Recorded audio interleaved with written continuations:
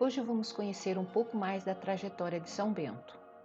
Nasceu na Itália, na região chamada Úmbria, na província de Perúsia, em um pequeno vilarejo nos pés dos montes Sibiline, chamado Nórcia. No dia 24 de março do ano de 480, nasciam os gêmeos, Bento e Escolástica, filhos de uma família rica e pertencente à nobreza. No século VIII, um oratório foi construído para que os peregrinos pudessem orar no local de nascimento de São Bento. Os monges chegaram no século X. Nos dias atuais, cuidam do Mosteiro São Bento, construído sobre as ruínas romanas da Casa dos Santos Benedito e Escolástica. Em sua cidade natal, Bento realizou seus primeiros estudos. Bento queria estudar retórica, que é uma técnica de linguagem para se expressar bem e ser persuasivo, e filosofia, que é um campo de conhecimento que estuda a essência da humanidade e a realidade em que vivemos. E foi enviado para Roma para estudar. Mas Roma vivia um momento conturbado, pois anos antes o Império Romano, que durara 700 anos, havia ruído e sido conquistado pelos povos germânicos. Bento, tendo se decepcionado com a decadência moral da cidade, no ano de 500, entra em uma igreja e faz o propósito de se entregar a Deus. Parte para um lugar afastado, longe do convívio humano, para ali se encontrar com Deus. Encontra o lugar ideal nas montanhas de Afile. Ajudado por um abade da região chamado Romano, instalou-se em uma gruta de difícil acesso, a fim de viver como eremita. Depois de 3 anos nesse lugar, dedicando-se à oração e ao sacrifício, foi descoberto por alguns pastores, que divulgaram a fama de santidade. A partir de então, foi visitado constantemente por pessoas que buscavam conselhos e direção espiritual. No ano de 503, parte para Subiaco, distante 14 quilômetros. Ali também se coloca nas montanhas e inicia o que é considerado o berço beneditino. Fundou ali, numa gruta, encravado na montanha, o primeiro mosteiro beneditino, que só foi concluído da forma que está hoje, no século XII ao século XIV.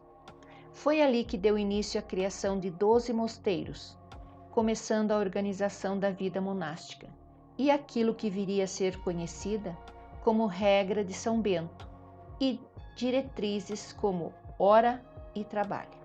O mosteiro se destaca com grutas e pinturas, por sua biblioteca, devido a seu vasto catálogo, que inclui raros manuscritos, não apenas de textos religiosos, mas também de clássicos latinos.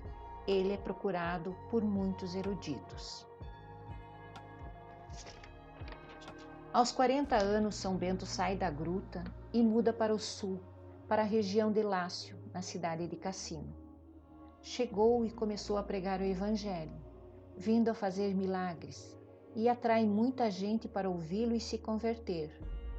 Tomados pelo fervor, derrubam um antigo templo pagão dedicado a Apolo e começam a construir o mosteiro de Monte Cassino. Foi ali que formalizou a ordem, uma das maiores ordens monásticas do mundo, e assim Bento mudou a forma dos jovens viverem a vida, passando a seguirem uma vida comunitária e não mais solitária, de eremitas isolados, e os mosteiros começaram a florescer. Entre os fundamentos da ordem está a chamada regra de São Bento, que tem 3 pontos principais: pobreza, obediência e castidade. Posteriormente foram adotadas por quase todas as ordens religiosas. A regra de São Bento trata-se de um livro escrito com 73 capítulos curtos, que detalha normas para a vida monástica comunitária, regras que priorizam o silêncio, a oração, o trabalho, o recolhimento, a caridade fraterna e a obediência. São homens a serviço de Deus, com oração e trabalho. Nos mosteiros criados, cada vez mais famílias enviavam seus filhos jovens para iniciar os estudos e seguir a famosa regra de São Bento. As mulheres também tiveram a sua vez dentro da doutrina beneditina e foram lideradas pela irmã de Bento, Santa Escolástica, mais tarde ficando conhecida por monjas beneditinas. São Bento morreu em 21 de março do ano de 547, aos 67 anos, predizendo sua morte. Ele quis morrer de pé, suportado pelos irmãos de tão fraco e doente, no oratório que ele edificara a São João Batista. Após receber a comunhão, veio a falecer. São Bento foi canonizado no ano de 1220 e sua festa é comemorada no dia 11 de julho. Sua imagem é representada com o livro das regras, um sino que emblema a voz de Deus, um copo quebrado e a serpente simbolizando o veneno, um corvo com um pedaço de pão no bico, identificando o tempo em que ele passou no deserto, e uma vara demonstrando a disciplina. Em 1964, o Papa Paulo VI designou-o como o patrono da Europa. A medalha de São Bento é um dos símbolos da fé. Foi aprovada pelo Papa Bento XIV em 1742. Na imagem está São Bento segurando uma cruz na parte da frente. No verso está a imagem da cruz vazia. São Bento usava com frequência o sinal da cruz para fazer milagres e vencer as tentações. Utilizava como forma de proteção, salvação e afirmação da vida e obra de Jesus. As letras simbolizam trechos em latim de uma oração. Cruz do Santo Padre Bento. Oração a São Bento.